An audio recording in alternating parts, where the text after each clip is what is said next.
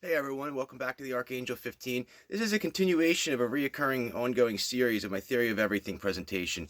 Please start with video 1 if you're new to this. I have a lot of information in there that'll kind of build, each presentation will build on itself, kind of segue into other ones as well. I'm going to start with this conception of energy, and I'm going to end with a segue into my next one, which will be based on earth energies and ley lines. Uh, I also want to throw in some random tidbits for people who are dedicated to watchers of my channel. Just some random stuff that I find to be interesting that I've kind of came across over the years. Again, we're going to start with energy here. I've talked about magnetism. I can't really emphasize enough. Please check out the book, The Body Electric by Dr. Becker and Gary Selden if you haven't. These are hard drive magnets. If you ever get a chance to see hard drive magnets, they're really, really strong neodyme. They're pretty interesting. Kind of like an interesting concept there of how they play into the computer technology as well. So last video, I mentioned the work of Helena Blavatsky. I actually haven't read any of her books. I've done a lot of research on her. Her books are really, really intriguing. Someday, perhaps, I'll check it out. But really, really long and drawn out material. The central theme of her work is free will. I also mentioned the book Morals and Dogma, which is a prerequisite to, I guess, aspiring Freemasons. I mentioned how the book I ended up having to take it back without reading it. I didn't kind of emphasize in the last presentation. The reason for this is like there's this theme in there of like that people need to be controlled by a slave master. That that like everybody needs, like, they're basically sheep that needed to be herded along, whether it's in the news media, whether it's at work or whatever. And like this goes against my better judgment and beliefs, and I just like had no interest in it. I have a lot of intrigue into the persona of Albert Pike. He predicted the first two world wars like 100 years, like many years before they happened. Who would win and everything. He was also, like, I guess, the founder of a lot of the KKK ceremonial stuff as well. Big controversy around him. He was actually he really loved the Native Americans. I think he could not speak, but like understand or something many languages, and really really interesting figure in American history there. Um, I want to elaborate too is this notion of free will versus predestination. Like I don't really have a unified set standard of what I believe to be held. We are wind up toy clocks or wind up figures, and it doesn't matter what we do. We're on a set schedule, or we have complete free will. I know that the Freemasons and the governments, they want us to not have free will. They want to control everything, and like if you can embrace this, you'll understand a lot of the motivation behind my channel. I can tell you that I do side to lean towards predestination. And I'll give you a couple of reasons I believe this.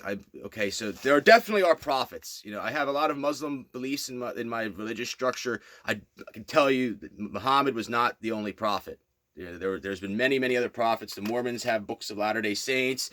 We've seen people among us. I have a whole list of them. I'm not going to go into that right now because it kind of takes away from the subject matter of what I'm trying to embrace today. But we have people that can predict the future, or people that know the future, just like Albert Pike, for instance. And if people can do that, then it really makes you question, are they the ones that are controlling it, or are they, do they know what's going to happen beforehand? Also, people that are near-death experiencers, I really believe that, God sends these people back for a reason. So, basically, I believe that there's angels and certain people that are special among us that are sent here to be essentially like the curators or the maestros, or basically control the ebb and the flow of how everything goes. And at some point this has probably fallen into the wrong hands. This probably causes a lot of conflict. And who's going to get to be the conductor this week, or how it works. I don't know. But like I said, I really do personally believe that it's more towards like a predestination. I think that people like Tesla and other people kind of came to this conclusion as well. When you get into a deeper understanding of the matrix, it kind of it's almost like everything, all the tools are right there to do the job the whole time. It's like it's just whether you're cognizant enough to see them, and like God is constantly speaking to us, God, the Spirit, whatever, what have you, through like signs, symbols, and codes. Understand that much of the evil in this world exists for a defined reason. Without it, without the evil, just like the magnets, there would be no current. There would be no pushing and pulling positive, negative energy. It would just be a stagnant pond. It'd be like, nobody likes a stagnant pond. When you're 4 or 5, 6 years old, you go catch some sunfish, and you eventually get to the point you go into a creek or river, and then like in the end, you'll want to go into the ocean. And basically, I personally love the notion of free will to dictate our lives, like this concept of being able to choose between good and evil, rather than embracing a single religious doctrine. The religions, it's very obvious and evident that they cause people to fight. Even the Muslims, like there's Shia and there's Sunni, and I'm not going to get into that. I personally side with the Shia Muslims. Like the Sunni Muslims are very embedded with the Zionists and oil money and fake wars, and very, very sad what's happened over the years with the fake wars. I have a quote, my original own quote. The Bible is a good book, but it's kind of like Thanksgiving dinner without the stuffing, the potatoes, and most important, the gravy. The gravy is essentially China.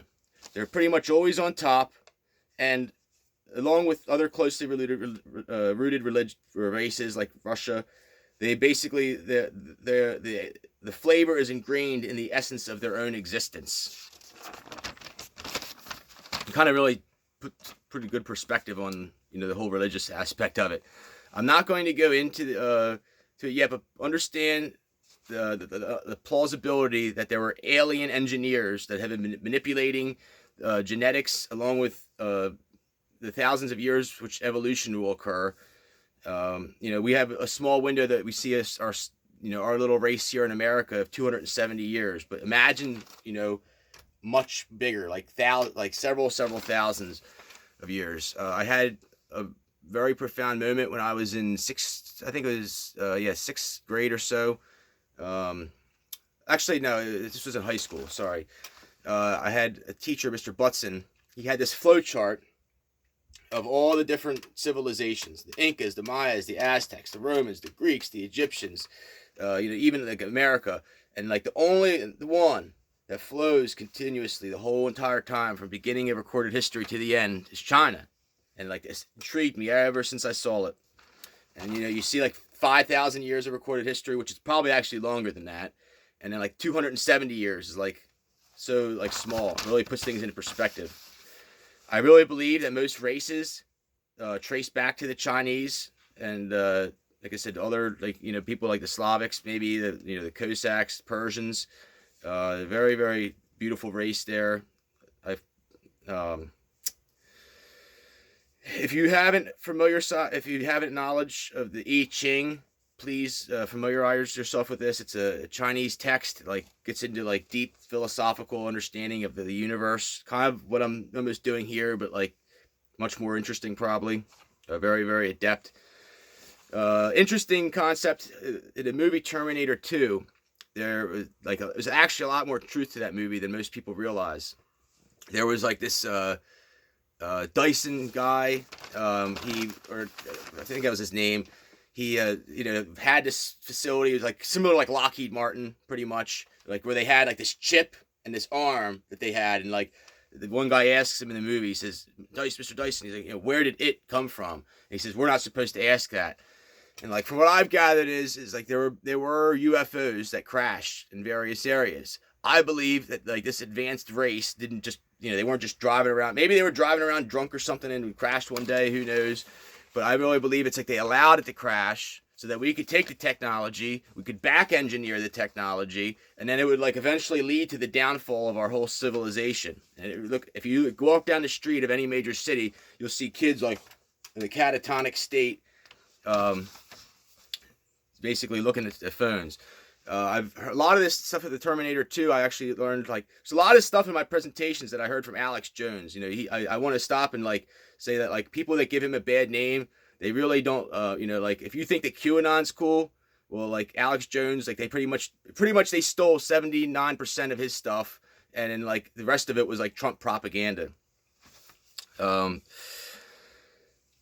So I believe that also Israel was sorry, let me back it up real quick. So Terminator 2, another theme. Supposedly the Chinese controlled Hollywood media did not want that movie to actually be produced by James Cameron, because there's this theme of like this future world leader that basically he, like John Connor, he asks in the movie, he says, why attack Russia? And he says, and the T-2000 Arnold comes on, he says, because they know that they will take out the opposition with their counterstrike, something like that.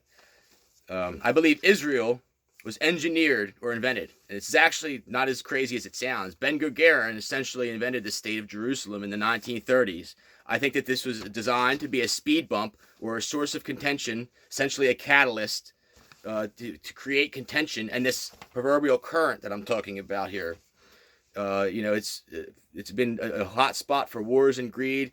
It's far away from China and like other people that don't want to be involved with this. I can tell you that Russia is also protectors of Israel, and like after Obama facilitated ISIS in Syria, that Israel's northern neighbor, Putin came in and put a hellstorm on them pretty quick. Like they're not, when it comes down to Israel, there's a lot of countries that are not playing the games of the Zionists. And like, we'll see who builds the third temple when it's all said and done. The real third temple. Briefly, I want to get into symbolism. I'm going to do a whole entire presentation on this at some point. I have a really cool book. I could go on probably for 6 hours just on symbolism. But I briefly just want to mention, okay, the Star of David we talked about last time is above as below. Pretty important symbol there. Then the yin and the yang, yin yang, which represents male and female energy. Real important one there as well. Then we have the swastika. And, you're trained in your life, a swastika, Hitler, Nazis, bad, Truth is, the swastika was around for thousands of years, way before Hitler decided, nutcase Hitler decided to use it for whatever propaganda, he did. He knew, along with the brilliant scientists in Germany, the power that it had. It represents, again, rotating forces. Okay, so I'm going to post at the end of this video a link to another YouTube presentation that says that basically, like, the swastika was actually, the earliest place it was found was, I believe, a spoon that dates back 9,000 years ago in northern Ukraine, not far from Chernobyl, actually. If you look at the Ukrainian people, they're like very alien-like. There's a very special energy to them, and the girls were almost like the Nephilim, in my opinion. And Hitler wanted to steal the girls for his SS projects, just like everybody else. Everybody else wants our beautiful race as well. Like I said, the swastika shows up all over the world. I've seen it in American architecture as well. The Caudassus, I'll have to elaborate on, and once again do a separate segment just on that. I've actually have some really, really amazing stuff. The medical symbol of the two snakes that bind around the scepter. There's like infinite amount of knowledge and stuff that goes into that. Kind of a cool one that I'll throw in here is the moon and the sun. If you ever see, there's a real famous picture of George Washington, the moon and the sun, like it's like a Freemason, and I'm like, but this is like when the Freemasons were actually probably good, not like the evil scumbag silver spoon liars that they are now. Another one is number 8, which kind of gets into the Caudassus. I'm gonna stop right there. I'm getting carried away. So now I kind of want to connect energy to consciousness. India, like someday I'd like to have somebody from India come talk on my channel. They could probably elaborate on this a lot better than I could with their cultural history and everything. But I can tell you that reincarnation is real. That it's like proven. Like if you watch the video from Dr. Bruce Greyson, there's people that have died, basically died and came back, had incurred near-death experiences. They could come back speaking other languages. They could come back playing a piano or other instruments. They came back talking like they were somebody else. It is not like debatable. And like this is a lot of Christians take serious offense to this. And when I first found out about this in 2015, it seriously challenged my beliefs. But understand that, you know, spiritual energy is real. This karmic energy is real. I'll get into this later, but, you know, I've lived with the Amish, you know, here in southeastern Pennsylvania my whole life, and I can tell you that, like, it really grows on you after a while. Like, just the whole karmic energy and, like, everything that they embrace, it's great. So this book here is like really unrelated to everything. I have a passion for dry stacking stone. It's kind of cool. It gets into, like, you know, the pyramids and everything. Like, if, you know, the world were to collapse, nuclear holocaust, whatever, probably like only significant stone structures would be left for like future civilizations to unravel. But in this book, there's this concept about, like, it gets real deep into philosophy, and, like, out of all the books I've read, like, this one lesson, like, I've really embraced into this whole karmic energy. And it's like you see a stone wall that starts to crumble after time. And why does it start to fail, or why does it start to crumble? Because it loses its existence. It loses its reason that it was formed. You know, like, maybe it was a property line border, maybe it, you know, marked where a farm used to be that they knocked down, and now they have some crappy townhomes or something built in there. But, like, it's like, just like a person, like, by looking at it, you prop it up. By turning on the clowns that we have in the politics in Washington, D.C., we prop them up. We give them existence. And please, like, understand this. Even to utter simple words about someone or something breathes life and consciousness into it. You know, to say positive things like, you know, I hope you die, or, you know, I love you. Like, it's like, there's a huge difference there. I'm going to take it a step further. That almost like, if you have a beard or a burqa or like something like this on, that it's almost like, from a physics standpoint, that, like, you don't need to, like, that part of your body doesn't need to exist, and, like, you can actually take that energy that you're radiating to exist off of that, and put it towards, like, other, like, a deeper aspect of consciousness. And, like, people are probably gonna say, well, I'm losing him, I'm done with him now. That's, like, some crazy stuff. But, like, that was like something that took me, like, a long time to conceptualize, and I really, really do believe it to be true. It's like, if you know, like, cut off your arm or hand or something, your body doesn't have to use that energy towards that structure anymore. It can use it towards something else. Later on in my sacred geometry segment, I will try to cover the legendary work of Dr. Emoto. He got deep into this with his water experiments. Understand the connection, like I said, between, like, consciousness and water and our bodies and energy. And side note, there's like these petri dish experiments where people can actually influence the growth. Certain people that are healers, divine mystics, can influence the growth on petri dishes. This isn't a petri dish, but it'll suffice.